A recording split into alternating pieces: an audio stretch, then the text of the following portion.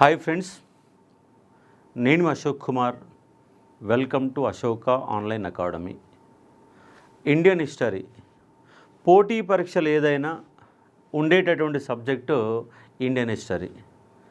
ఉదాహరణకు AP group 2లో Andhra Pradesh history central జాబ్లలో రాదు.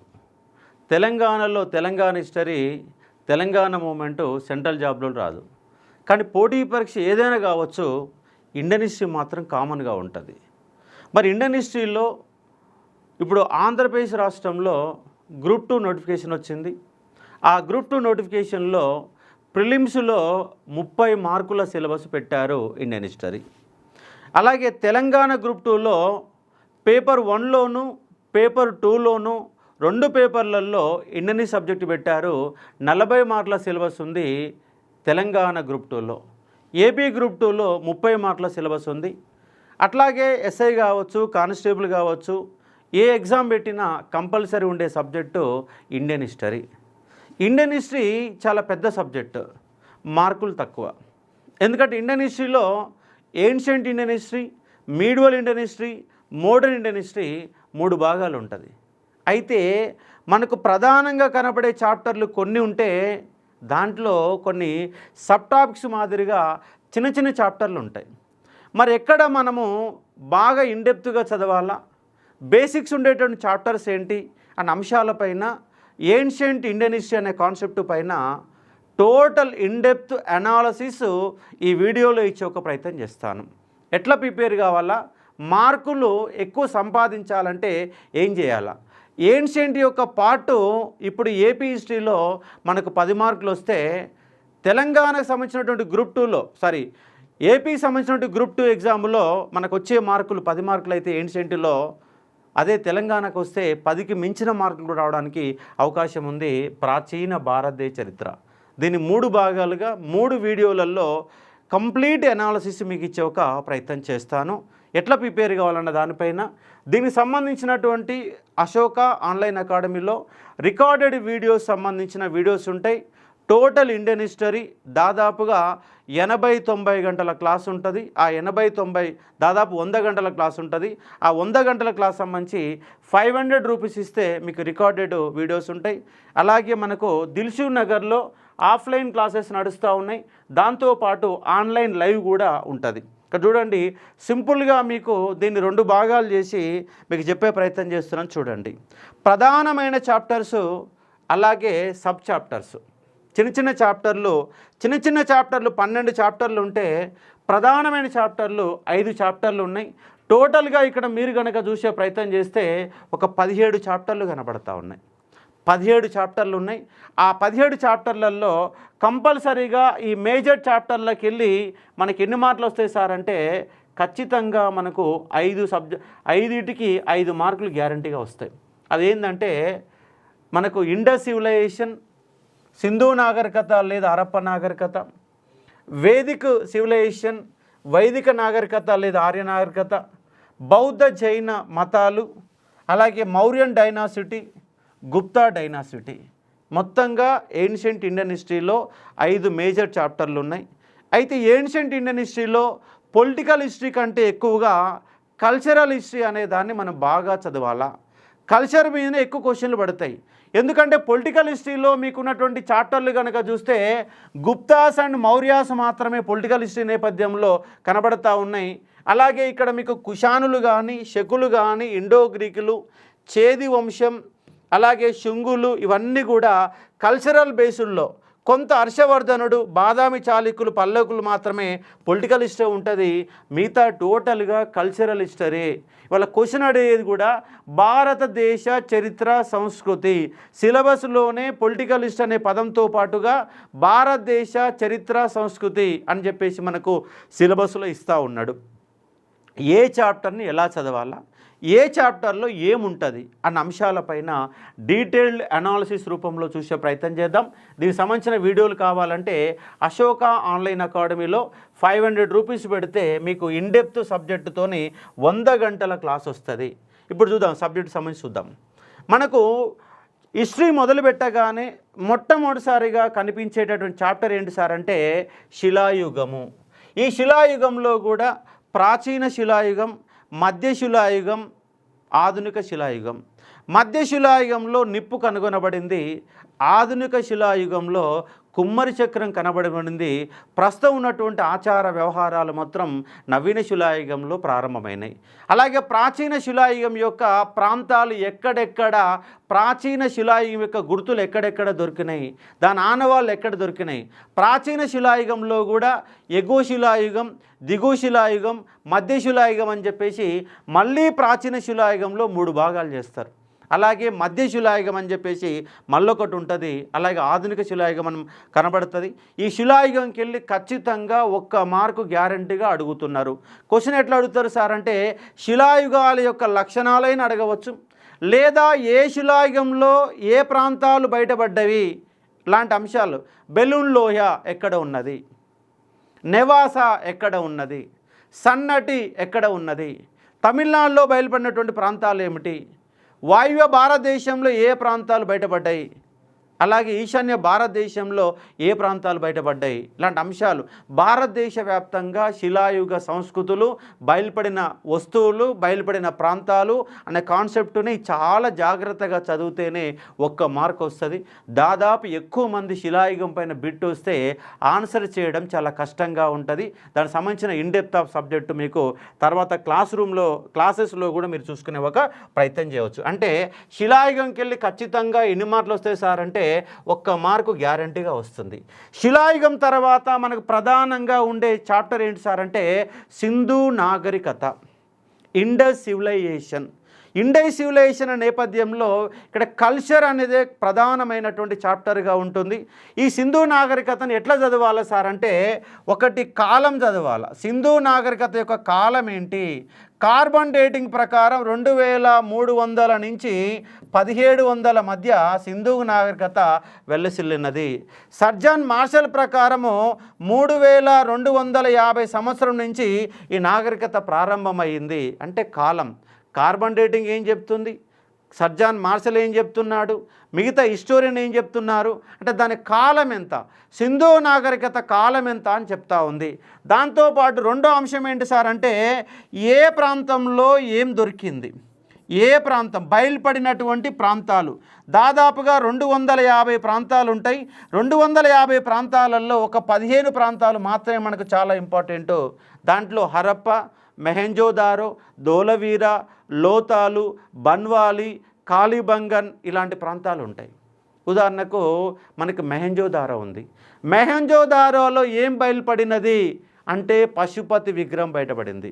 పశుపతి విగ్రహం చుట్టూ ఏ జంతువులు ఉన్నవి, అలాగే నాట్యకత్తి యొక్క బాలిక విగ్రహం ఎక్కడ బయటపడింది, మహాస్నానవాడికి ఎక్కడ బయటపడింది, మహాధాన్యాగారం ఎక్కడ బయటపడింది అంటే ఏ ప్రాంతంలో ఏం బయటపడ్డవి, ఏ ప్రాంతంలో ఏం దొరికింది అనేది రెండో అంశంగా మనం చదివే ఒక ప్రయత్నం చేయాలా. ప్రధానంగా 15 ప్రాంతాలు ఉంటాయి. ఆ 15 ప్రాంతాలకు సంబంధించి 1కి 4 సార్లు అంటే బట్టే పద్ధతిలోనే ఉంటాయి.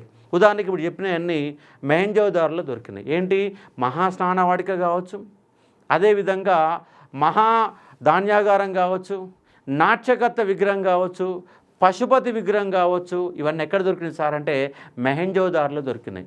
ఎక్కువ వస్తువులు ఎక్కడ దొరికినాయి సార్ అంటే లోతాల్లో దొరికినాయి. లోతాల్లో ఏమేమి దొరికినాయి, అలాగే ఏనుగు అస్థిపంజరం ఎక్కడ దొరికింది, దాంతోపాటు గుర్రం యొక్క ఆనవాళ్ళు ఎక్కడ దొరికినాయి, వరి యొక్క ఆనవాళ్ళు ఎక్కడ దొరికినాయి, నాగలి గుర్తులు ఎక్కడ దొరికినాయి, యజ్ఞగుండాలు ఎక్కడ దొరికినాయి, ఇలాంటి అంశాలు మొత్తం కూడా. కుమ్మరి చక్రం ఎక్కడ దొరికింది అంటే హరప్పాలో దొరికింది. హరప్ప అని హరిప్రియం అని పిలిచారు. హరప్పాలో 2 వరుసలలో 6, 12 ధాన్యాగారాలు దొరికినాయి. మహాధాన్యాగారం మాత్రం మెహెంజోదారోలో దొరికింది. ఇట్లా ఏ ప్రాంతంలో ఏం దొరికింది అనేది రెండో పాయింట్గా మీరు చదవాలి. మూడో అంశం ఏంటి సార్ సింధు నాగరికతలు అంటే ఇక్కడ సంస్కృతి చదవాలి. సంస్కృతి, సింధు నాగరికత యొక్క సంస్కృతి అనేది చాలా ఇంపార్టెంట్.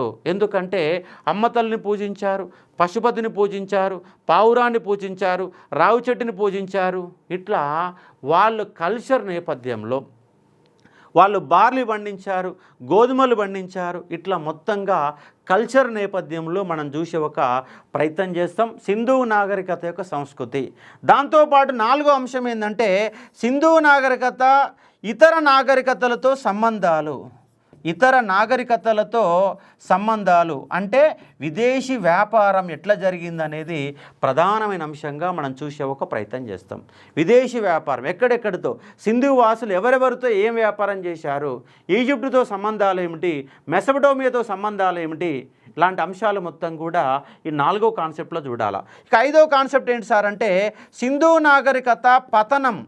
సింధు నాగరికత పతనం ఎట్లా జరిగింది అనేది 5 అంశాలుగా, అంటే సింధు నాగరికతని మనం చదివేటప్పుడు 5 భాగాలు చేసుకొని చదివే ప్రయత్నం చేస్తే ఇది కనీసంగా ఒక 4 గంటల నుంచి 5 గంటల సబ్జెక్టు ఒక సింధు నాగరికతమని చాలా ఇండెప్త్గా చదివే ఒక ప్రయత్నం చేయాలా.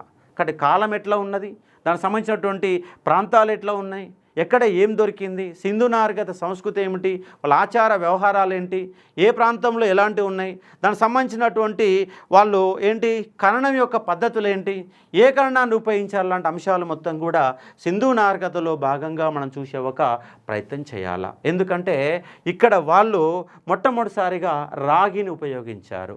ఇనుము వాడకం తెలియదు, రాగి వాడకం తెలుసు. గుర్రము తెలియదు, గుర్రం అనేది తెలియదు. తెలియని వస్తువులు ఏంటని చెప్పేసి క్వశ్చన్ కూడా రావడానికి అవకాశం ఉంది. కాబట్టి ఈ 5 అంశాల రూపంలో మనం ఏం చూస్తాం సార్ అంటే సింధు నాగరికత చూస్తాం. ఆ సింధు నాగరికతకి వెళ్ళి ఖచ్చితంగా 1 మార్క్ వస్తుంది. ఆ 1 మార్కు సంపాదించాలంటే ఈ 5 కోణాలలో చదవాలన్న ఒక పాయింట్ని మీరు అర్థం చేసుకునే ఒక ప్రయత్నం చేయవచ్చు. ఇది ఈ విధంగా చదవాలా. ఇక నెక్స్ట్ టాపిక్ ఏంటి సార్ అంటే వైదిక నాగరికత లేదా వేద నాగరికత. మరి వేద నాగరికతలో ఏం చదవాలా, ఈ వేద నాగరికత కూడా ఖచ్చితంగా 1 మార్కు గ్యారంటీగా వస్తుంది అన్న అంశాన్ని ఇక్కడ అర్థం చేసుకునే ఒక 1 మార్కు గ్యారంటీగా వస్తుంది. మరి వేద నాగరికతని మనం 2 భాగాలు యోజన చేస్తాము. దాన్ని ఏమంటాం సార్ అంటే తొలివేద కాలం అంటాం, మలివేద కాలం అంటాం. తొలివేద కాలము 1500 నుంచి 1000 వరకు, మలివేద కాలము 1000 నుంచి 600 వరకు. కొన్ని పుస్తకాలలో 900 వరకు ఇస్తారు, 900 నుంచి 600 కూడా చెప్పడానికి అవకాశం ఉంది. కాబట్టి అర్థం చేసుకోవచ్చు. తొలివేద కాలం అంటే ఋగ్వేదము, తొలివేద కాలం అంటే ఋగ్వేదము. ఋగ్వేదము తప్ప మిగిలిన వేదాలు మొత్తం కలిపి ఏమంటాం సార్ అంటే మలివేదం అంటాం. యజుర్వేదము, సామవేదము, అధర్ణ వేదము, వేదంగాలు, షడ్దర్శనాలు, అలాగే ఉపవేదాలు, రామాయణము, మహాభారతం మొత్తం కలిపితే మలివేదం అండి. తొలివేదం అంటే ఋగ్వేదం మాత్రమే, ఒక్క ఋగ్వేదం మాత్రమే తొలివేదం అంటాం. తొలివేద కాలము 1500 నుంచి 1000 వరకు. మలివేదం అంటే యజుర్వేదము, సామవేదము, అధర్ణ వేదము, అలాగే బ్రాహ్మణాలు, ఉపనిషత్తులు, అరణ్యకాలు, సంహితలు, బ్రాహ్మణాలు, అరణ్యకాలు, ఉపనిషత్తులు ఈ వేదాలకు అనుబంధాలు. అట్లాగే శిక్ష, కల్ప, నిరుక్త, అలాగే వ్యాకరణ, ఛందస్సు, జ్యోతిష్యం వీటిని ఏమంటారు సార్ అంటే వేదంగాలు అంటారు. సాంఖ్య, యోగ, న్యాయ, వైశేషిక, ఉత్తర మీమాంస, పూర్వమీమాంస వీటిని ఏమంటారు సార్ అంటే వేదంగాలు అంటారు. అట్లాగే రామాయణము, మహాభారతం ఇట్లా మొత్తంగా 26 అంశాలు వస్తాయి. దాన్నే మనం వేద సాహిత్యం అంటున్నాం. 4 వేదాలు, 4 అనుబంధాలు, 4 ఉపవేదాలు, 6 షడ్దర్శనాలు, 6 వేదంగాలు, 2 ఇతిహాసాలు. రామాయణము, మహాభారతం ఏంటంటే అన్నదమ్ముల పంచాయతీ, పాలి పంచాయతీ. రామాయణం ఆలి పంచాయతీ, భార్యాభర్తల పంచాయతీ. మహాభారతంలో 18 పర్వాలు ఉన్నాయి, రామాయణంలో 7 కాండాలు ఉన్నాయి. రామాయణంలో 7 కాండాలు ఉన్నాయి, మహాభారతంలో 18 పర్వాలు ఉన్నాయి. 6వ పర్వంలో, భీష్మ పర్వంలో 25వ అధ్యాయం నుంచి 42వ అధ్యాయం వరకు 701 శ్లోకాల గ్రంథమే భగవద్గీత. భగవద్గీత దేంట్లో భాగం అండి? మహాభారతంలో భాగము. కాబట్టి మహాభారతం, రామాయణం మొత్తంగా వేద సాహిత్యం. అంటే దీన్ని చదివే అంశం ఏంటి సార్ అంటే ముందుగాల 2 వేదాల యొక్క మొత్తం కూడా డివైడ్ చేసుకునే ఒక ప్రయత్నం చేస్తాం. తొలివేద కాలం చూస్తాం. దాని తర్వాత మనం చూసేటటువంటి కాన్సెప్ట్ ఏంటి సార్ అంటే వేద సాహిత్యాన్ని, వేద నాగరికతను ఎట్లా చదవాలా, వేద నాగరికత అనే చాప్టర్ని ఎలా చదవాలి అంటే డివైడ్ చేసుకోండి. ఫస్ట్ ఇక్కడ ఏం చేయాలి సార్ అంటే ఆర్యులు ఎవరు, ముందుగా చదివే అంశం ఏంటంటే ఆర్యులు ఎవరు, ఎక్కడికి వెళ్ళి వచ్చారు, మధ్యాసియాకి వెళ్ళి వచ్చారా, టిబెట్ ప్రాంతంకి వెళ్ళి వచ్చారా, యూరేషియాకి వెళ్ళి వచ్చారా, ఎక్కడికి వెళ్ళి వచ్చారు, ఆర్యులు ఎవరు మొదటి పాయింట్. రెండవది తొలివేద కాలము, అలాగే మలివేద కాలం. ఈ కాలాల యొక్క గమనాలు మొత్తంగా చూసుకుంటాం. ఆర్యులు ఎవరు? తొలివేదం, మలికేదం. అట్లాగే మనము వేద సాహిత్యం మూడో అంశం ఏంటి సార్ అంటే వేద సాహిత్యం చూడాలి. వేద సాహిత్యం, వేద సాహిత్యం అంటే ఏంది? మొత్తంగా 26 అంశాలు, 26 అంశాలు చూడాలి. ఒకటి వేదాలు ఎన్ని సార్? 4 వేదాలు 4 ఉన్నాయి. రెండేంటివి? వేదాల అనుబంధాలు, వేదాల అనుబంధాలు. ఈ అనుబంధాలు తెలియకుండా వేదాలు చదవడం కష్టం. వేదాల అనుబంధాలు అంటే ఏంది? సంహితలు, బ్రాహ్మణాలు, అరణ్యకాలు, ఉపనిషత్తులు, వీటిని వేదాల అనుబంధాలు అంటాం. అట్లాగే వేదాల అనుబంధాలు 4. అట్లాగే ఉపవేదాలు, ధనుర్వేదము, శిల్పవేదము లాంటి ఉపవేదాలు మొత్తంగా ఎన్ని ఉంటాయి సార్ అంటే 4 ఉంటాయి. అట్లాగే వేదంగాలు, వేదంగాలు ఎన్ని సార్ అంటే 6 ఉంటాయి. శిక్ష, కల్ప, నిరుక్త, వ్యాకరణ, జ్యోతిష, ఛందస్సు. అలాగే షడ్దర్శనాలు, షడ్దర్శనాలు, షడ్దర్శనాలు ఎన్ని సార్ అంటే 6 ఉంటాయి. అట్లాగే ఇతిహాసాలు, ఇతిహాసాలు ఎన్ని ఉంటాయి అంటే మనకు 2 ఇతిహాసాలు ఉన్నాయి. అవి ఏంటి సార్ అంటే రామాయణము, మహాభారతం. 4 ముళ్ళ 12, 12, 12, 24, 2, 26 అంశాలు వేద సాహిత్యాన్ని మొత్తంగా చదవాలి. దాని తర్వాత ఏం చూస్తాం సార్ అంటే తొలివేద కాలంలో, ఋగ్వేద కాలంలో సంఘటనలు ఏం జరిగినాయి? ఋగ్వేద కాలంలో సాంఘిక పరిస్థితులు ఏంటి? సాంఘిక పరిస్థితులు ఏంటివి? అలాగే మలివేద కాలంలో పరిస్థితులు ఏంటి? మలివేద కాలంలో పరిస్థితులు ఏంటి? ఎందుకంటే మలివేద కాలంలో పన్నులు అనే వ్యవస్థ ఏర్పాటైంది. మలివేద కాలంలో పట్టణాలు అనేవి ఏర్పాటైనవి. మలివేద కాలంలో రాజుకు అనుబంధంగా కొంతమంది వ్యక్తులు అనేవి ఏర్పాటయ్యారు. అంటే తొలివేద కాలంలో పరిస్థితులు ఏంటివి? మలివేద కాలంలో పరిస్థితులు ఏంటి? వేద సాహిత్యం ఏంటి? ఆర్యులు ఎవరు? ఆర్యులు ఎవరు? వాళ్ళు సృష్టించినటువంటి సాహిత్యమే ఈ వేద సాహిత్యంగా మనం అర్థం చేసుకునే ఒక ప్రయత్నం చేయవచ్చు. కాబట్టి వేద నాగరికతను ఇలా 5 భాగాలు చేసుకొని మనము మొత్తంగా చదివే ఒక ప్రయత్నం చేయాలా. ఈ వేద సాహిత్యం మీద కూడా ఖచ్చితంగా ఒక మార్కు రావడానికి ఆస్కారం ఉన్నది. ఋగ్వేదం ప్రపంచంలోనే అత్యంత ప్రాచీనమైన ఒక గ్రంథం ఏంటి సార్ అంటే ఋగ్వేదము. అన్ని ప్రపంచంలో ఖురాన్ కావచ్చు, బైబిల్ కావచ్చు, జెండా అవస్థ కావచ్చు, అన్నిటికంటే అత్యంత ప్రాచీనమైన మత గ్రంథం ఏంటి సార్ అంటే ఋగ్వేదం. ఋగ్వేదం యొక్క లక్షణాలు ఏంటి? తొలివేద కాలం లక్షణాలు ఏంటి? దశరాజ్ఞ యుద్ధం ఎప్పుడు జరిగింది? దశరాజ్ఞ యుద్ధం యొక్క ఫలితం ఏంటి? అలాగే రామాయణ మహాభారతాల యొక్క పంచాయతీలు ఏంటి? వాళ్ళ కాల గమనాలు ఏంటి? అక్కడ ఉన్నటువంటి స్త్రీలు ఎవరు? వాళ్ళ యొక్క పూజా విధానం ఏంటి? వాళ్ళ యొక్క కాలంలో ఉన్నటువంటి వ్యవసాయ విధానం ఏంటి? ఎందుకంటే తొలివేద కాలంలో కేవలం పశుపాలన మాత్రమే కనబడతాయి. మలివేద కాలంలో వ్యవసాయం కనబడుతుంది. ఆ మలివేద కాలంలో షోడశ మహాజనపదాలు అనేవి ఏర్పాటైన అంశంగా మీరు అర్థం చేసుకునే ఒక ప్రయత్నం చేయవచ్చు. కాబట్టి వేద సాహిత్యము లేదా మనకు వేదిక్ నాగరికత, వేదిక్ సివిలైజేషన్ అనే కాన్సెప్ట్లో 5 చాప్టర్ల రూపంలో దాన్ని చదివే ఒక ప్రయత్నం చేయాలా. ఈ మొత్తంగా 26 అంశాలు మొత్తంగా మీరు బట్టే ప్రయత్నం చేయాలా. బట్టి పట్టాల్సిన అవసరం లేదు. అశోక్ సార్ యొక్క క్లాసులు అంటే మీరు ఆ 26 అంశాలు నోటికి సింపుల్గా గుర్తుపెట్టుకోవడానికి అవకాశం ఉంటుందన్న అంశాన్ని చూసుకోవచ్చు. ఇక్కడ రెండో అంశంగా మనం చదివే అంశం ఏంటి సార్ అంటే వైదిక నాగరికత చూస్తాం. తర్వాత ఏం చదువుతాం సార్ అంటే షోడశ మహాజనపదాలు చూస్తాం. షోడశ మహాజనపదాలు అనే కాన్సెప్ట్ చూస్తాం. ఈ షోడశ మహాజనపదాలు ఎన్ని ఉంటాయి సార్ అంటే 16 ఉంటాయి. ఇక్కడికి వెళ్ళి కూడా ఒక మార్కు రావడానికి అవకాశము చాలా ఎక్కువ ఉంది. షోడశ మహాజనపదాలపైన యూట్యూబ్లో కూడా మీకు 1 అవర్ క్లాస్ ఉంటుంది.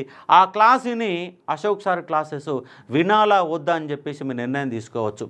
ఎందుకంటే షోడశ మహాజనపదాలు అన్నప్పుడు మనము వాటిని 16 బట్టి పడితే వర్కౌట్ కాదు. మరి ఎట్లా చదవాలి సార్? షోడశ మహాజనపదాలని ఎట్లా గుర్తుపెట్టుకోవాలంటే మ్యాప్ ద్వారా గుర్తుపెట్టుకోవాలి.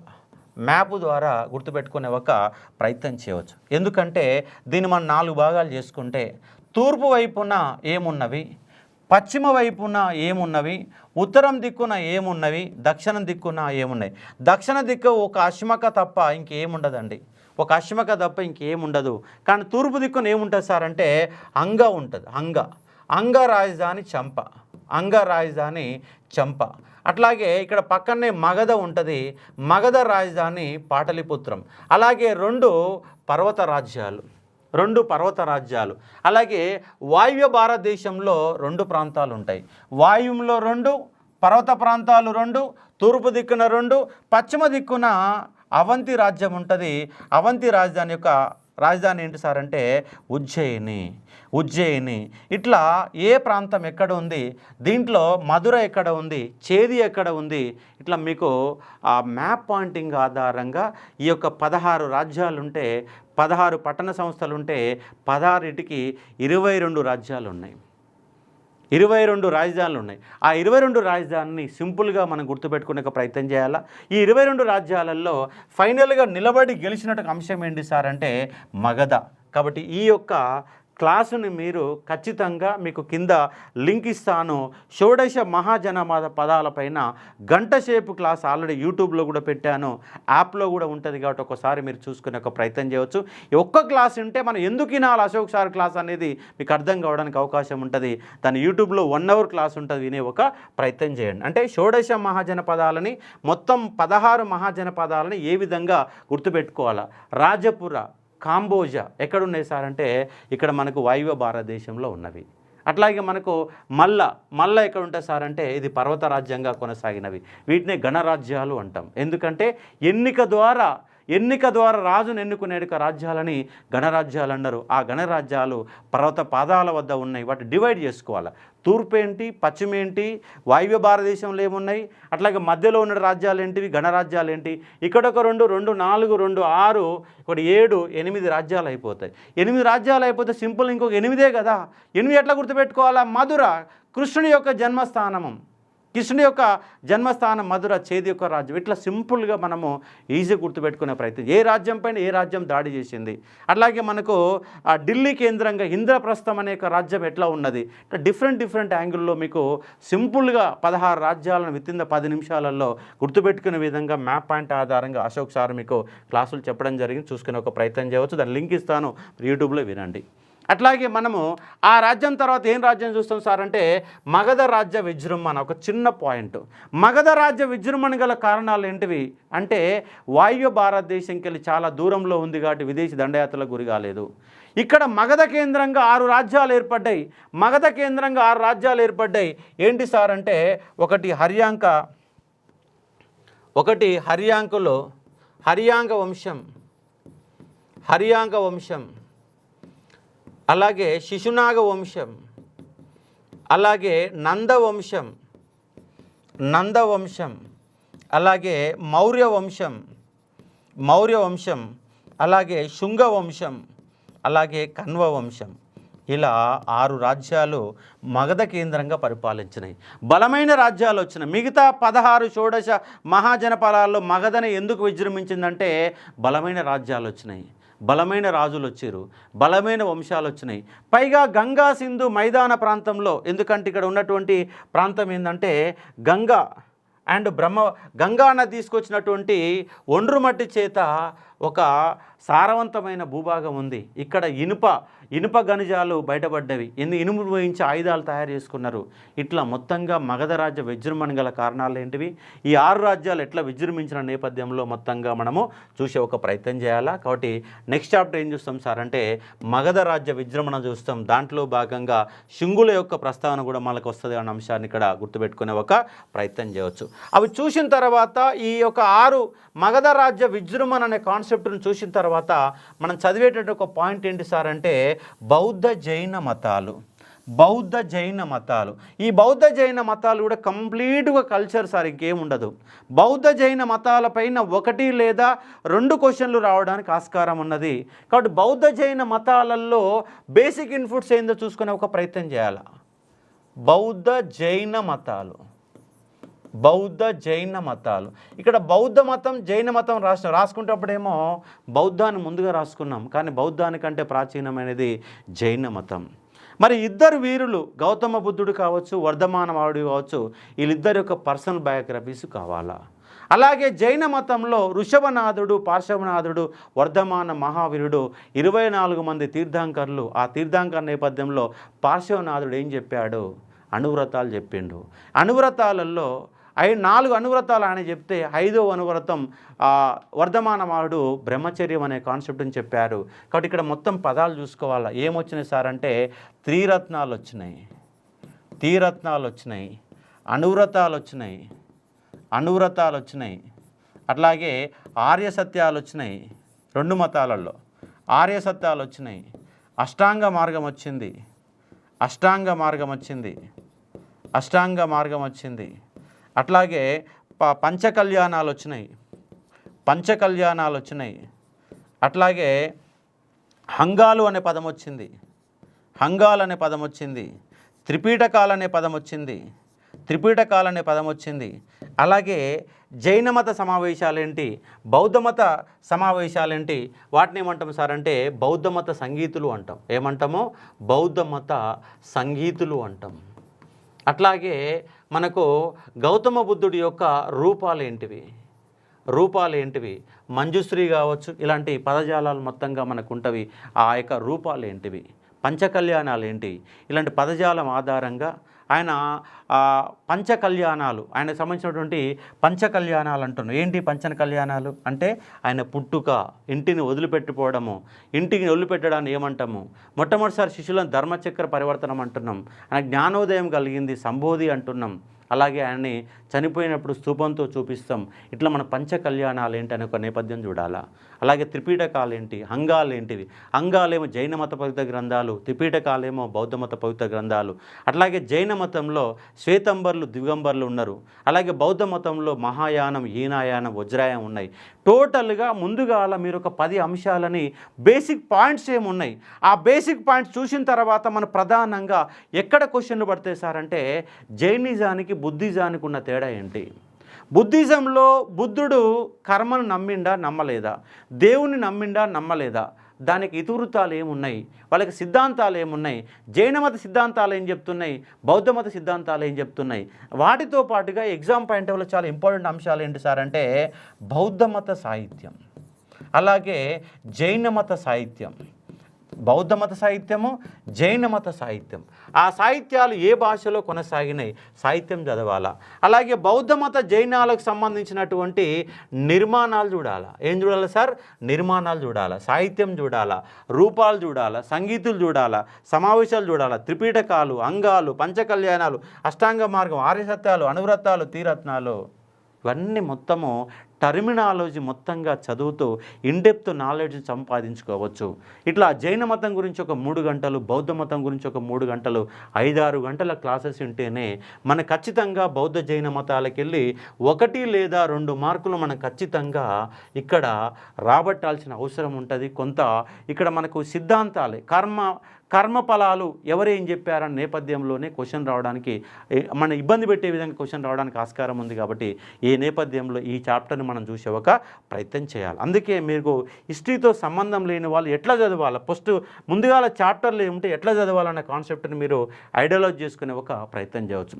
బౌద్ధ జైన మతాలు చూసిన తర్వాత మీరేం చూడాలి సార్ అంటే మౌర్య సామ్రాజ్యం చూడాలి. మౌర్య సామ్రాజ్యం అసలు మౌర్యులలో మౌర్య వంశం 4వ వంశం, మగధను పరిపాలించిన 4వ వంశం. మౌర్య చంద్రగుప్తుడు, బిందుసారుడు, అశోకుడు అనే ప్రముఖమైనటువంటి 3 రాజులు ఉన్నారు.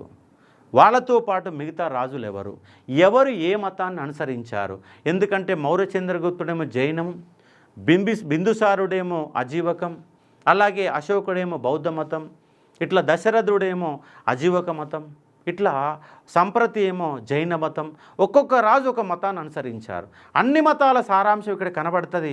పనంగా మనం చదివే అంశం ఏంటంటే బౌద్ధ మతం అనే, అశోకుడి కాలంలో బౌద్ధ మతం అనే కాన్సెప్ట్ చూస్తాం. ఇక్కడ మౌర్యులు అనే దాని మీద మనకి ఎన్ని క్వశ్చన్లు పడతాయి సార్ అంటే ఒక క్వశ్చన్ గ్యారంటీగా వస్తుంది, అదనంగా వస్తే మరో క్వశ్చన్ రావడానికి ఆస్కారం ఉంది. మరి మౌర్య సామ్రాజ్యంలో మౌర్యన్ డైనాసిటీలో క్వశ్చన్ ఎక్కడ పడుతుంది సార్, మౌర్య సామ్రాజ్యాన్ని ఎట్లా చదవాలా, మౌర్య సామ్రాజ్యాన్ని ఎలా చదవాలి అంటే ముందుగా దీనికి సంబంధించిన ఆధారాలు కనబడతాయి. ఆధారాలకు సంబంధించి ఒక 10 గ్రంథాల పేర్లు వస్తాయి మీకు. ప్లినీ నేచురలిస్ట్ రాసిండు, మెగస్తనీస్ ఇండికా రాసిండు, అరిస్టాటిల్ అర్థశాస్త్రం రాసిండు. ఇట్లా మొత్తంగా బౌద్ధ మత గ్రంథాలు, టాలమీ గైడ్ టు జాగ్రఫీ రాసిండు. ఆ గ్రంథాలు మొత్తం కూడా పేర్లతో సహా చూసుకునే ఒక ప్రయత్నం చేయాలి. చూసిన తర్వాత మౌర్య సామ్రాజ్యం ఎట్లా స్థాపించబడింది, మౌర్య సామ్రాజ్య స్థాపన చూస్తాం. దీంట్లో భాగంగా పొలిటికల్ చూస్తాం. ఇక్కడ క్వశ్చన్ పడేది ఎక్కడ సార్ అంటే అశోకుడు అశోకుడు వేసినటువంటి శిలాశాసనాలపైనే మన క్వశ్చన్లు వస్తవి. ఏ శాసనంలో ఏం పేర్కొంది, మస్కీ శాస్త్రం ఏం చెప్తుంది, బబ్రు శిలాశాస్త్రం ఏం చెప్తుంది, తోప్రా శిలాశాస్త్రం ఏం చెప్తుంది, ఉదయగిరి గుహలలో ఏమున్నది, ఏ శిలాశాసనాన్ని ఎక్కడ వేశారు, ఆయన పేరు గురించి చెప్పేది ఎక్కడ ఉంది, బౌద్ధ మతాన్ని స్వీకరించేది ఎక్కడ ఉంది, ఏ శిలాశాసనంలో ఏం పేర్కొన్నారు. అంటే ముఖ్యమైన శిలాశాసనాలు ఒక 10 ఉంటాయి. అట్లాగే మేజర్ శిలాశాసనాలు 14 ఉంటాయి, మైనర్ శిలాశాసనాలు 7 ఉంటాయి. టోటల్గా ఒక 30 శిలాశాసనాలని మనం కనుక ఐడెంటిఫికేషన్ చేయగలిగితే ఖచ్చితంగా ఒక మార్క్ రావడానికి ఆస్కారం ఉంటుంది. కాబట్టి ఇక్కడ ప్రధానంగా మనకి ఇబ్బంది పెట్టే అంశం ఏంటి సార్ అంటే ఈ అశోకుడి యొక్క శిలాశాసనాలపైనే మనం దృష్టి పెట్టాలన్న ఒక పాయింట్ని మీరు గుర్తుపెట్టుకునే ఒక ప్రయత్నం చేయవచ్చు. ఇది ఉన్నటువంటి ప్రధానమైన అంశం. ఆ తర్వాత ఏం చూడాలి సార్ అంటే మౌర్యుల యొక్క పరిపాలన. మొట్టమొదటిసారిగా మౌర్యులు అనే వాళ్ళు పరిపాలన భారతదేశంలో ఒక పాలనా వ్యవస్థను ఏర్పాటు చేసిన వాళ్ళు ఎవరు సార్ అంటే మౌర్యులే. మౌర్యుల కంటే ముందు పరిపాలన లేదు. మౌర్యుల కాలంలో 27 శాఖలు ఉన్నాయి. మౌర్యులు తమ సామ్రాజ్యాన్ని ఆహారాలుగా, విషయాలుగా, గ్రామాలుగా, ఆహారాలుగా, విషయాలుగా, గ్రామాలుగా, ఆహారాలపైన అధిపతి ఎవరు, విషయాలపైన అధిపతి వేరు, గ్రామంపైన అధిపతి వేరు. 27 శాఖలు ఉన్నాయి. శాఖలు మంత్రులు లేనటువంటి శాఖ ఏంటి, మొత్తంగా 27 శాఖలలో ముఖ్యమైన అధికారులు ఎవరు అనే కాన్సెప్ట్తో మొత్తంగా మనం చూసే ఒక ప్రయత్నం చేయాలి. ఇది ఉన్నటువంటి ప్రధానమైన అంశం. ఖచ్చితంగా పడితే ఇక్కడనైనా బిట్టుపడుతుంది, లేదా ఇక్కడనైనా బిట్టుపడతాయి. ఈ 2 ఏరియాల్లో బిట్టుపడడానికి అవకాశం ఉంది. లేదంటే ఆధారాలపైన క్వశ్చన్ పడే ఆస్కారం ఉంది.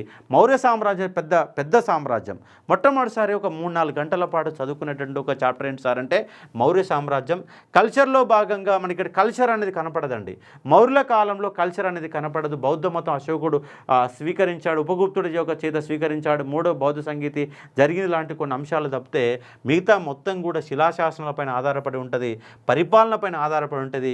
దాదాపుగా మ్యాక్సిమం మనకి ఎక్కడ బిట్టుపడుతుంది సార్ అంటే అడ్మినిస్ట్రేషన్లోనే బిట్టుపడుతుంది. దానిపైన ఎక్కువగా మీరు ఫోకస్ చేసి ఒక ప్రయత్నం చేయాలని చెప్తా ఉన్నాను. ఇక్కడ వరకు మనకు మేజర్ చాప్టర్లు ఏమొచ్చినాయి సార్ అంటే సింధు నాగరికత వచ్చింది, అలాగే వేద నాగరికత వచ్చింది, 3వది బౌద్ధ జైన మతాలు వచ్చినాయి, 4వది ఏంటి సార్ అంటే మౌర్య సామ్రాజ్యం. కానీ మౌర్య సామ్రాజ్య అనంతర యుగం గుప్తుల మధ్య మౌర్యుల మధ్య ఉన్నటువంటి చాప్టర్లు మనకు చాలా ఇంపార్టెంట్. మౌర్యులు అండ్ గుప్తులు మౌర్యులు అండ్ గుప్తులు ఇద్దరి మధ్య దాదాపుగా 600 సంవత్సరాలు ఉంటుంది సార్. 600 సంవత్సరాలు ఉంటాయి. ఎందుకంటే మౌర్యులు క్రీస్తు పూర్వము 320లో మౌర్య చంద్రగుప్తుడు సామ్రాజ్యాన్ని ఏర్పాటు చేస్తే క్రీస్తు శకం 320లో గుప్త శకాన్ని క్రీస్తు శకం 320లో గుప్త శకాన్ని ఏర్పాటు చేసింది ఎవరంటే మొదటి చంద్రగుప్తుడు. ఈ మధ్య కాలంలో ఉన్న చాప్టర్లు ఏమంటారంటే మౌర్య అనంతర యుగము అంటాం. ఏమంటామంటే మౌర్య అనంతర యుగంగా పిలుస్తాం. ఈ మౌర్య అనంతర యుగంలో అన్నీ కూడా ఒక చిన్న చాప్టర్లు ఒక 6-7 చాప్టర్ల పైన వస్తాయి. ఆ చాప్టర్లు ఏంటి సార్ అంటే ఇక్కడ కనపడేటటువంటి చిన్న చాప్టర్లుగా మీరు గుర్తుపెట్టుకునే ఒక ప్రయత్నం చేయవచ్చు. ఏంటి సార్ అంటే ఒకటి శుంగులు, చేది వంశం, ఇండో గ్రీకులు, శకులు, కుషానులు, పార్థియన్లు, శకులు, కుషానులు, ఇండో గ్రీకులు, చేది వంశము, శుంగులు ఈ రాజ్యాలు మొత్తాయి. అలాగే సంగం వంశంలో చేర, చోళ, పాండ్య ఈ 3 రాజ్యాలు. ఇక్కడనే మన చదివే అంశం ఏంటి సార్ అంటే తమిళ సాహిత్యం చూస్తాం. తమిళ సాహిత్యంలో మనకు శిల్పాధికారం ఉంటుంది, కమ్మన్ రామాయణం ఉంటుంది. ఇలాంటి గ్రంథాల పేర్లు గుర్తుపెట్టుకోవాలా. అక్కడ ఉన్నటువంటి సింబల్, చేర వాళ్ళ యొక్క సింబల్ ఏంటి, చోళ యొక్క సింబల్ ఏంటి, పాండ్యుల యొక్క సింబల్ ఏంటి, ఆ 3 సింబల్స్, 3 రాజధానులు, అక్కడ ఉన్న సాహిత్య గ్రంథాలు, ముఖ్యంగా సంగం ఏజీలో మనకు అడిగేటట్టు ఒక బిట్ ఏమిటి సార్ అంటే కంప్లీట్గా సాహిత్యం పైన మన క్వశ్చన్ వస్తున్న అంశాన్ని అర్థం చేసుకోవచ్చు. అలాగే కుషాన్ల పైన కూడా కనిష్కుడు 4వ బౌద్ధ సంగీతం నిర్మించాడు. వాళ్ళు కుషాన్లు అనే వాళ్ళు 7 దేశాల భూభాగాన్ని పరిపాలించిన వాళ్ళు ఎవరు సార్ అంటే కుషానులు. శాతవాహనులతో గొడవపడిన వాళ్ళు ఎవరు అంటే శకులు, ఇండో గ్రీకులు. శాతవాహనులతో గొడవపడ్డ వాళ్ళు ఎవరు అంటే చేది వంశం. శాతవాహనులతో గొడవపడ్డ వాళ్ళు ఎవరంటే శుంగులు. మొత్తంగా దక్షిణ భారత భారతదేశంలో ఏమున్నాయి, తూర్పు భారతదేశంలో ఏమున్నాయి, మొత్తం వంశాల చరిత్ర ఏంటి, వాళ్ళకి నేపథ్యం ఏంటి, చిన్న చిన్న చాప్టర్లు అండి, పెద్ద చాప్టర్లు ఏం కాదు, చిన్న చిన్న చాప్టర్లే. మొత్తం కలిపిన ఇక్కడి వరకు మొత్తము ఆఫ్టర్ మౌర్యన్ పీరియడ్లో మనకు 7-8 చాప్టర్లు వస్తే అన్ని చాప్టర్లకు వెళ్ళి మనకు 1 లేదా 2 క్వశ్చన్లు వాడడానికి ఆస్కారం ఉంది.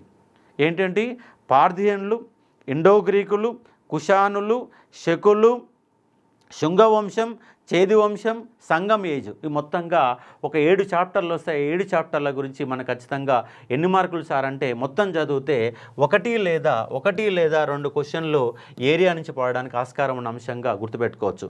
మౌర్య అనంతర యుగం, గుప్తుల అనంతర యుగం, మౌర్య అనంతర యుగం, గుప్త అనంతర యుగం, ఈ 2 కాన్సెప్ట్లలో మనం చదివే ప్రయత్నం చేస్తాం కాబట్టి అర్థం చేసుకోవచ్చు. ఆ తర్వాత మనకు పెద్ద చాప్టర్ ఏం చాప్టర్ ఉన్నది సార్ అంటే గుప్తుల మీద క్వశ్చన్ ఖచ్చితంగా వస్తుంది. మరి గుప్తులను ఏ విధంగా చదవాలా, గుప్త సామ్రాజ్యాన్ని ఏ విధంగా చదవాలా, గుప్త సామ్రాజ్యం, గుప్తా డైనాసిటీ, గుప్త సామ్రాజ్యం ఎట్లా చదవాలి సార్ అంటే, 1 గుప్తులకు ఆధారాలు, గుప్తుల సామ్రాజ్యం కాక గుప్తుల యొక్క ఆధారాలు ఏమున్నాయి, అలహాబాద్ సమశాసనం ఉంది, అలాగే సాహిత్య ఆధారాలు ఉన్నాయి, ఎన్నో అంశాలను అంశంగా గుర్తుపెట్టుకునే ఒక ప్రయత్నం చేయవచ్చు. రెండో అంశం ఏంటంటే గుప్తుల పొలిటికల్ హిస్టరీ, గుప్తులు రాజకీయ చరిత్ర. ఈ రాజకీయ చరిత్రలో గుప్త వంశ స్థాపకుడు శ్రీముఖుడు, శ్రీగుప్తుడు తర్వాత ఘటోద్గజుడు వచ్చిండు, ఘటోద్గజుడు తర్వాత మోడిచంద్రగుప్తుడు వచ్చిండు, మోడిచంద్రగుప్తుడే గుప్త శకాన్ని ప్రారంభించిండు, మోడిచంద్రగుప్తు తర్వాత సముద్రగుప్తుడు తర్వాత ఉపగుప్తుడు, రామగుప్తుడు తర్వాత 2వ చంద్రగుప్తుడు, కుమారగుప్తుడు, స్కందగుప్తుడు, అలాగే నరసింహగుప్తుడు, బుధగుప్తుడు, 2వ కుమారగుప్తుడు, ఇట్లా గుప్త రాజులు అనే వాళ్ళు ఒక 10 మంది వస్తారు. ఆ 10 మందిలో ఒక 4 గురించే మనం బాగా చూస్తాము. ఉదాహరణకి ఇక్కడ మనకు మోడిచంద్రగుప్తుడి గురించి డెప్త్గా చదువుతాం, అలాగే సముద్రగుప్తుడి గురించి డెప్త్గా చదువుతాం, మోడిచంద్రగుప్తుడి గురించి డెప్త్గా చదువుతాం. 2వ చంద్రగుప్తుడు, మోడిచంద్రగుప్తుడు, 2వ చంద్రగుప్తుడు, సముద్రగుప్తుడు, కుమారగుప్తుడు, ఈ 4 రాజుల యొక్క చరిత్రను మొత్తంగా మనం డెప్త్గా చూసే ప్రయత్నం చేస్తాం. ఉండ్ల దండయాత్ర, గుప్తుల కాలం జరిగిన దండయాత్రల్ని ఉండ్ల దండయాత్రగా పిలుస్తాం. పొలిటికల్ హిస్టరీకి వెళ్ళి కొంత సమాచారాన్ని సేకరిస్తే తర్వాత అంశం ఏంటి సార్ అంటే గుప్తులు సాహిత్యం. ఎందుకంటే ఇక్కడ ఆ గుప్తులు సాహిత్యంలో చాలా గ్రంథాలు ఉన్నాయి, కాళిదాసు గ్రంథాలు ఉన్నాయి. కాళిదాసు ఎవరంటే నవరత్నాలలో ఒక కవి, వరహామీరుడు ఉన్నాడు, మృచ్ఛకటికడు ఉన్నాడు, ఎంతోమంది. దాంతోపాటుగా గుప్తులు సాహిత్యంలో భాగంగా గుప్తుల కాలంలో సైన్స్ అండ్ టెక్నాలజీ ఇక్కడ మనకు క్వశ్చన్ పడుతుంది సార్. ఎందుకంటే బ్రహ్మగుప్తుడు, వరహామీరుడు, ఇక్కడ 0 యొక్క అంశం ఏంటి, 5 అంటే ఏంటిది, సూర్యచంద్ర గమనాలు ఎవరు లెక్క పెట్టారు, ఇట్లా ఆర్యభట్ట, బ్రహ్మగుప్తుడు లాంటి 2 వ్యక్తుల యొక్క పర్సనాలు, వరహామీరుడి యొక్క అంశాలు, అంటే సైన్స్ అండ్ టెక్నాలజీ నేపథ్యంలో మొత్తంగా చూస్తాం కాబట్టి అర్థం చేసుకునే ప్రయత్నం చేయవచ్చు. ఇక 5వ అంశం ఏంటి సార్ అంటే గుప్తులు నిర్మాణాలు. వీళ్ళ కాలంలో నిర్మాణ రంగంలో పెద్ద ఎత్తున మార్పులు వచ్చినాయి. వీళ్ళు మొట్టమొదటిసారిగా మధుర శిల్పకళను పోషించారు. వీళ్ళ కాలంలోనే పురాణాలు ఏర్పడ్డాయి. వీళ్ళ కాలంలోనే విష్ణు యొక్క దశావతారాలు వచ్చినాయి. దశావతారాల సిస్టమ్ వీళ్ళ కాలంలో కనపడతాయి. పురాణ సాహిత్యం వీళ్ళ కాలంలో కనపడుతుంది. వీళ్ళ కాలంలో నిర్మాణ రంగంలో మధుర శిల్పకళలో మొట్టమొదటిసారిగా నిర్మాణ రంగాన్ని పోషించే అంశంగా అర్థం చేసుకునే ఒక ప్రయత్నం చేయవచ్చు. కానీ గుప్తులు నిర్మాణం, గుప్తులు సైన్స్ అండ్ టెక్నాలజీ, గుప్తులు సాహిత్యం, గుప్తులు రాజకీయ చరిత్ర, గుప్తులు ఆధారాలు, ఇట్లా 5 కోణాలలో గుప్త సామ్రాజ్యాన్ని చూస్తే మనకు ఖచ్చితంగా ఒక క్వశ్చన్ రావడానికి ఆస్కారం ఉన్న అంశంగా గుర్తుపెట్టుకునే ఒక ప్రయత్నం చేయవచ్చు. గుప్త సామ్రాజ్యం అంటే ఇక్కడ చూడండి, మనకు ఏన్షియంట్ ఇండియన్ హిస్టరీలో ప్రాచీన భారతదేశ చరిత్రలో ప్రధానమైన చాప్టర్లు ఏంటి సార్ అంటే 1 హరప్పా నాగరికత, 2 వేద నాగరికత, 3 బౌద్ధ జైన మతాలు, 4 మౌర్య సామ్రాజ్యం, 5 గుప్తులు అంటే ఇక్కడ బౌద్ధ వేదిక నాగరికత తర్వాత కనపడే అంశం ఏంటి సార్ అంటే షోడశ మహాజనపదాలు, మగధ రాజ్య విజృంభణలో భాగంగా ఏం చూస్తున్నాం సార్ అంటే మౌర్య సామ్రాజ్యం చూస్తున్నాం. మౌర్య సామ్రాజ్యం తర్వాత మౌర్య సామ్రాజ్య అనంతర యుగం అనే కాన్సెప్ట్తోని ఇక్కడ మనం చూసి ఒక ప్రయత్నం చేస్తున్నాం కాబట్టి అర్థం చేసుకోవచ్చు. మళ్ళీ ఏం చూడాలి సార్ అంటే గుప్తుల అనంతర యుగం. గుప్తుల అనంతర యుగంలో కనపడే వ్యక్తి ఎవరు సార్ అంటే హర్షవర్ధనుడు. ఉత్తర భారతదేశాన్ని గుప్తుల తర్వాత విశాలమైన సామ్రాజ్యాన్ని నిర్మించిన వాడెవరంటే హర్షవర్ధనుడు. హర్షవర్ధనుడు అనే వ్యక్తి పిఎన్ఆర్ అనే గ్రంథాలను రాశాడు. పిఎన్ఆర్ అనే గ్రంథాలు రాశాడు. నాగానందము రత్నావళి ప్రియదర్శిక, నాగానందం రత్నావళి ప్రియదర్శిక. అలాగే బౌద్ధ మతాన్ని స్వీకరించాడు. అలాగే అశోకుడు అంటాం, రెండో అశోకుడు అంటాం, మూడో అశోకుడు అంటాం. రెండో అశోకుడు ఎవరంటే కనిష్కుడు కనపడతాడు. మూడో అశోకుడు ఎవరంటే హర్షవర్ధనుడు.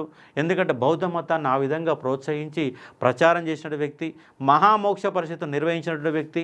ఆయన కాలంలో ఉన్నటువంటి రాజధానులు ఏంటి, ఆయన సోదరులు ఎవరు, ఆయన సోదరిమణి ఎవరు, కొంత పొలిటికల్ హిస్టరీ, కొంత సాహిత్యము, కొంత నిర్మాణ రంగం మొత్తంగా కనబడితే హర్షవర్ధనుడు అప్పుడప్పుడు క్వశ్చన్ రావడానికి ఆస్కారం ఉన్న అంశంగా అర్థం చేసుకోవచ్చు.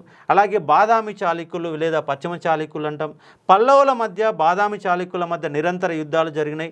ఈ మూడు రాజ్యాలని, హర్షవర్ధను రాజ్యాన్ని, రెండో పులకేశి రాజ్యాన్ని, మొదటి నరసింహవర్మ కాలాన్ని, మూడు రాజ్యాలని సందర్శించిన వ్యక్తి ఎవరు సార్ అంటే ఉయాన్ సాంగ్. అలాగే పాయ్యాన్ అనే వ్యక్తి గుప్తుల కాలంలో కనపడతాడు. ఇత్సింగ్ అనే వ్యక్తి గుప్తుల కాలంలో, మనకి ఇత్సింగ్ అనే వ్యక్తి తర్వాత కాలంలో. అంటే పాయ్యాను, ఉయాన్ సాంగు, ఇత్సింగు మొత్తం ముగ్గురు యొక్క బౌద్ధ చైనా యాత్రికులు అనే వాళ్ళు భారతదేశాన్ని పర్యటించి భారతదేశంలో బౌద్ధ మత స్థావరాల గురించి, బౌద్ధ మత వ్యాప్తి గురించి, బౌద్ధ మతం యొక్క ప్యాటర్నైజ్ గురించి వివరాలు ఇచ్చిన వాళ్ళు ఈ ముగ్గురు కనబడతారు. ఉయాన్ సాంగ్ మతం హర్షవర్ధన్ రాజ్యాన్ని, బాదామి చాళుక్య రెండవ పులకేశి రాజ్యాన్ని, అలాగే మొదటి నరసింహవర్మ యొక్క కాలాన్ని మొత్తంగా ముగ్గురు రాజ్యాలని సందర్శించిన వ్యక్తి ఎవరంటే ఉయాన్ సాంగు. ఈ రెండు రాజ్యాల మధ్య నిరంతర యుద్ధాలు కొనసాగినాయి. పల్లవులు అనగానే మనకు గుహాలయాలు నిర్మాణాలు కనబడతాయి. పల్లవులు అనగా టెంపుల్స్ కనబడతాయి. పల్లవులు అనగానే విద్యా వ్యవస్థ కనబడుతుంది. పల్లవులు అనగానే వాళ్ళకి రాజధాని కంచి కేంద్రంగా సంస్కృతి నేపథ్యంలో ఎన్నో నిర్మాణాలు నిర్మించిన వాళ్ళు ఎవరంటే పల్లవులు. మనకు పంచ పాండవ రథాలు ఎక్కడ ఉన్నాయి సార్ అంటే మనకు ఎక్కడ కంచిలో మనకు కనబడతాయి. కాబట్టి అర్థం చేసుకునే ఒక ప్రయత్నం చేయవచ్చు. వాళ్ళ కాలంలో వైకుంఠ పేరుమాలయాన్ని నిర్మించిన సందర్భం కనబడతాయి. మోడి నందివర్మ నిర్మించిన నిర్మాణాలు కనబడతాయి. మహేంద్రవర్మ యొక్క బిరుదులు కనబడతాయి. మహేంద్రవర్మ యొక్క గ్రంథాలు కనబడతాయి. అలాగే మహేంద్రవర్మ మధ్య రెండో పులకేశి మధ్య యుద్ధం జరిగింది. మహేంద్రవర్మ చనిపోయాడు. అలాగే రెండో పులకేశి మధ్య మొదటి నరసింహ మధ్య యుద్ధం జరిగింది. ఆ జరిగిన యుద్ధంలో రెండో పులకేశి చనిపోయాడు, మొదటి నరసింహ గెలిచాడు. వీళ్ళిద్దరి మధ్య, వీళ్ళ రాజ్యాల మధ్య ఉన్న పొలిటికల్ హిస్టరీ, కల్చరల్ హిస్టరీ మొత్తంగా చూసే ప్రయత్నం చేస్తాం. పల్లవులు అంటే కల్చర్ నేపథ్యంలో కనబడతాయి. అంటే ఇక్కడ మొత్తంగా చూసేటటువంటి కాన్సెప్ట్లో దాదాపుగా 80% మొత్తం కూడా ఏం కనబడుతుంది సార్ అంటే కల్చర్ మాత్రమే కనబడుతుంది. కల్చర్ ఆధారంగా నిర్మించబడ్డ ఒక కాన్సెప్ట్ ఏంటి సార్ అంటే ఏన్షియంట్ ఇండియన్ హిస్టరీ. మొత్తంగా ఏన్షియంట్ ఇండియన్ హిస్టరీలో ఉన్నటువంటి చాప్టర్లు, ప్రధానమైన చాప్టర్లు 2 భాగాలు చేసుకొని, ఇది మొదటి భాగాన్ని ప్రధాన చాప్టర్లుగా, అలాగే ఉపభాగాన్ని రెండో చాప్టర్గా మీరు చూసుకునే ఒక ప్రయత్నం చేయవచ్చు. అవసరమైతే ఇక్కడ ఇంపార్టెంట్ చాప్టర్లు ఏంటి సార్ అంటే మళ్ళీ వీటిలో కూడా ఇంపార్టెంట్ చాప్టర్లు కనుక మీరు చూసే ప్రయత్నం చేస్తే, ఒకటి షోడశ మహాజానులు ఇంపార్టెంట్, అలాగే కుషానులు ఇంపార్టెంటు, సంగమ వంశం ఇంపార్టెంటు, హర్షవర్ధనుడు, బాదామి చాళుక్యులు, పల్లవులు.